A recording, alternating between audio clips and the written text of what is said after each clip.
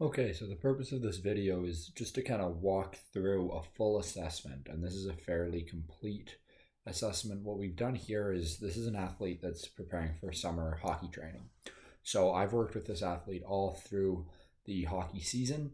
So because of that, I already have a pretty good idea of some of his habits, how he moves, what he's good at, and what he's not. But we still want to do a general assessment, and as you can see here, we're going through an overhead squat, which is a fairly general exercise, but I still like to do it even with athletes that I'm pretty familiar with because it can tell you so much. So we're looking for what the T-spine's doing here, what the ankles are doing, how the hips are under control, how the lumbar spine works throughout a full squat. And we can start to see some deficiencies already. So what we're going to do here is we're going to move up to a heels elevated position and see if that kind of takes care of what we're seeing. And as you can see, it does a pretty good job. So we can start to get a little bit of information from that, which we'll use later on in the assessment. So what we're going to look at next is similar to the FMS hurdle step. So there's a whole pile of things that are happening here. The athlete has to balance on one foot while lifting the other knee straight up. And if you have an FMS kit, it's done over top of a string, but here we're just going right the foot onto a box, which is a pretty appropriate height. And we can see the hips are starting to shift a little bit when he wants to lift that one leg up. The other hip has to hike up, which tells us we're using a little bit of the low back to do some of the work here. We might be slightly unstable.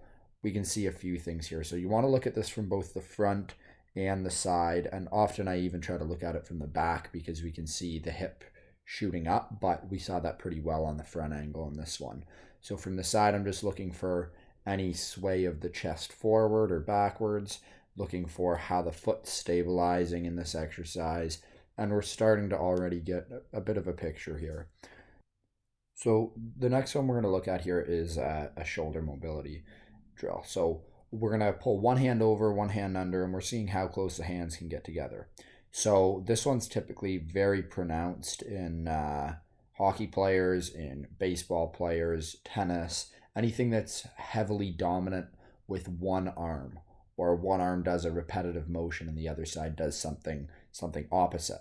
So this was actually fairly even as far as hockey players go, and we're looking for just a big difference between the left and the right, and that's often very dependent upon which way they shoot.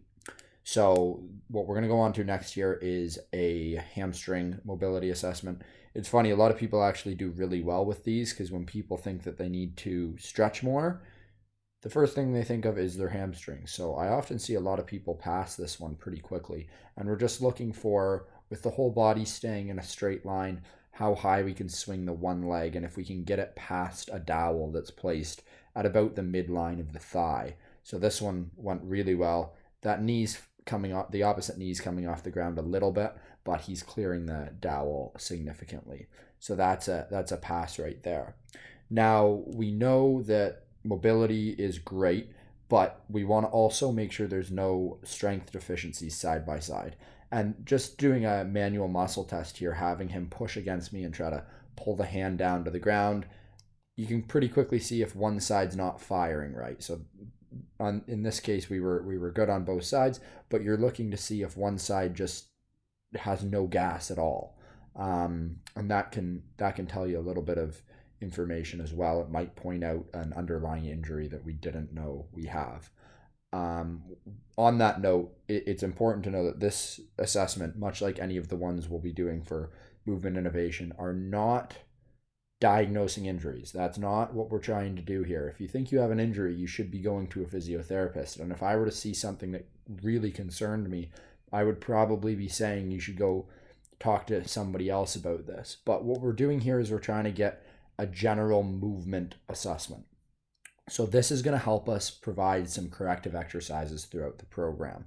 This is going to help us maybe see what we need to work on, what's really trailing behind, and over the course of an athlete's career, that might help us reduce some injuries because we're going to develop just a more resilient and durable athlete. Or if you're a strength sport athlete, it's going to help you correct some imbalances before they become a problem. But we're not diagnosing an injury here. So this last assessment that we just did is a version of the FMS push-up test, and again, it's a general one, but it might show you something that you weren't expecting to see, and it's good to know.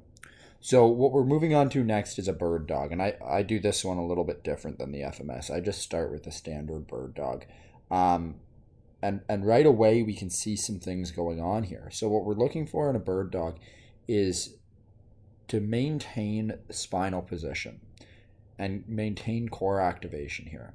So how this athlete is doing it is unfortunately the way a lot of people see this exercise done in the gym, and it's not how we want to do it, because we're losing complete core position. So that rep there was a lot better because I gave him a cue and I told him to keep the foot a little bit lower, but you can see there's still a struggle. And this was kind of expected because we know there's a bit of hyperextension in the low back here with this guy, and that's fairly common throughout a lot of hockey players just due to the positions that they're in. A lot of athletes in general, if you're not consciously thinking about it. So that one there shows that we have some areas to improve, and that's going to probably be a focus in the program. Moving on now to an inline lunge. We can see a lot going on here. We're looking at the back hip, whether it can remain in extension throughout the lunge. We're looking at the feet. We might see the front heel come off the ground. That's a common error there. And we're also trying to look at that front knee, see if it wobbles around. The hips might open up. We may not be able to maintain dowel contact on the back. So this is actually a really, really telling one. So I like using it for pretty much all hockey players, a lot of athletes. And this can even be very, very telling for non-athletic populations or somebody whose sport is powerlifting in a bilateral sport, right? When we pull them into this unilateral position where they have to use one leg at the time and they can't rely on both in line in the bilateral squat or deadlift, it might start to expose some instabilities or some imbalances that you weren't otherwise aware of. So that's why, we talk about single leg training being very important for all athletes, even if you're a power lifter. This test right here can start to tell you some information. So there was a few little tight areas or a little bit of instability there, but overall he did a pretty good job. What we're moving on to next is kind of a makeshift Thomas test. So we want to bring the hips right to the edge of a high box on this one, and we're going to hug both knees into the chest, and then we're going to let one just drop out. So what we're looking at is how the shin falls in relation to the quad, relation to the femur. We're looking at how the femur is positioned in relation to the hip. Is it hiked up? Is it rotated out to the side? So on this side, actually, we can see that shin's kind of kicked forward. And the femur is also a little bit hiked up. It's not falling straight in line from the hips. So this tells us two things. This tells us that the rec fem is probably a little bit tight because the shin's kicked forward. We know that the rec fem crosses the knee joint as well. It's not just a hip flexor, it's a knee extensor. So that might explain part of the shin kicking forward. And that hip hiked up could be that, and it could also be a little bit of the psoas and some of the direct hip flexor muscles a little bit tight. So we're starting to get a good picture of this athlete. We've seen tight hips in general, and that one helps us dig a little bit deeper. I'm now just checking internal and external rotation of the hip. So I think a general statement is most people are probably going to be lacking internal rotation. And that's very important simply for single leg movements, for double leg movements, like a squat. Internal rotation is actually a really important aspect. And it's also a really, really key piece for athletic performance and potentially injury prevention. We know a lot of ACL injuries can happen when the knee buckles inwards.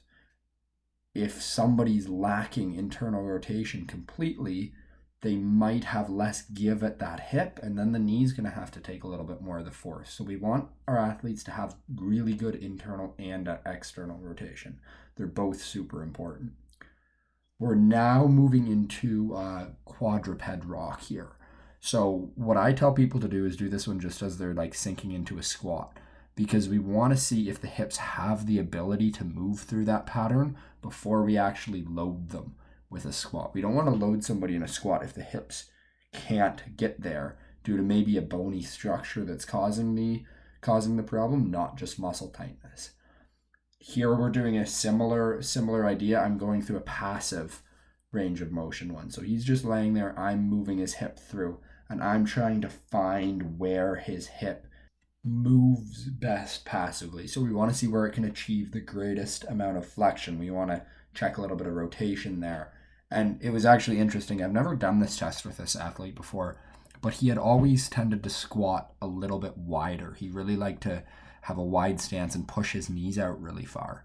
And what I found when I did this test, and it lines up very well, is that the hip was able to get into a lot more flexion with some external rotation of that femur. So when you pair this together and you watch how somebody moves, and then you take them through a passive test like this, it can really start to put the pieces together, which is what we're getting here. Now, we talked about a little bit of hyperextension on one of the previous tests.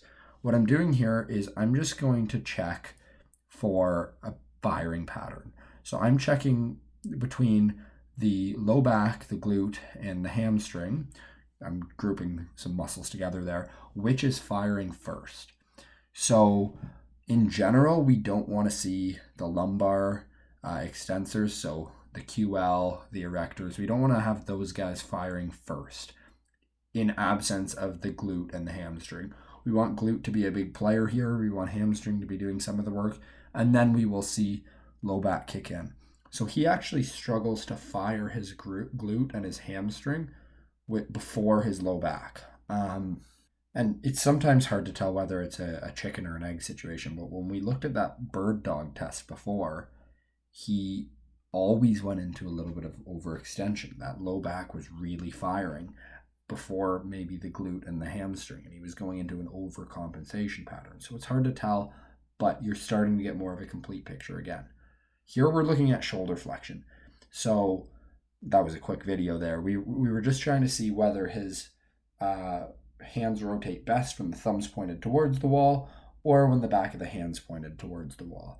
And what we can use that test for a variety of things. First of all, we can see if he's capable of going into any overhead position. If he can't do that without maintaining a relatively strong and braced core position, we wouldn't want to load an overhead movement off the bat. We would really want to work on that first. And it can tell us some things about lat tightness or pec tightness that we'll use when we're programming some mobility. So we're now looking at a standing broad jump. So the reason we're doing this before some of our other jump testing is I really like this one, as it's one of my more important tests with hockey players or anybody that's moving in a forward direction in their sport, not straight up and down. I think it has a little bit more carryover than the broad jump than the vertical jump to get a performance test. So, and this was actually especially true with this athlete. You can't see how far he's jumping here or anything. But he wasn't very good at the vertical jump. That his numbers were quite poor on. But when we take him into a broad jump, it was a little bit more of a natural movement pattern to him. He performed much better. Now you can even see just by watching him jump, it's still not perfect. He's not a jumping athlete. He's a hockey player. So you got to be careful how much you overanalyze some of these results. And now when we watch the vertical jump here even more, we see that a lot of this is caused by just poor jumping technique. And that'll be a focus of the summer program, because for somebody that's a hockey player, they're going to have to do these combine tests in the future. And if we can clean up some technique and help get a better score there, that might prove beneficial at future combines. However, here from a performance standpoint, I'm doing a couple things. I'm looking at first a standard vertical jump with a counter movement. Then I'm going into a non-counter movement vertical jump, which is what I'm explaining right now, I think. And what this means is basically he's going to pull himself down into his bottom position, and he's got to hold that until I say go. And what this does is this takes away some of the stretch reflex. So by comparing this with his standard vertical jump, we can start to see whether or not he moves better with that stretch reflex or without it, and tell if his weaknesses are from a force production standpoint or his ability to use his reactive strength, his elastic energy in his muscles and tendons specifically. So that's what we were looking at there. I gave him a few extra jumps compared to how I usually do, because we were actually trying to give a few cues. It's the nice part about doing a private assessment like this. We can kind of pick away at it and see what works and make some improvements on the spot. Lastly, what we're doing here is a 4-jump test, and this is a kind of a repeat vertical jump. It's quick, up and down, up and down, up and down. And what we're looking at here is, again, it's now taking that kind of reactive strength and index, or that repeated jump ability, and seeing how that compares to his normal vertical jump.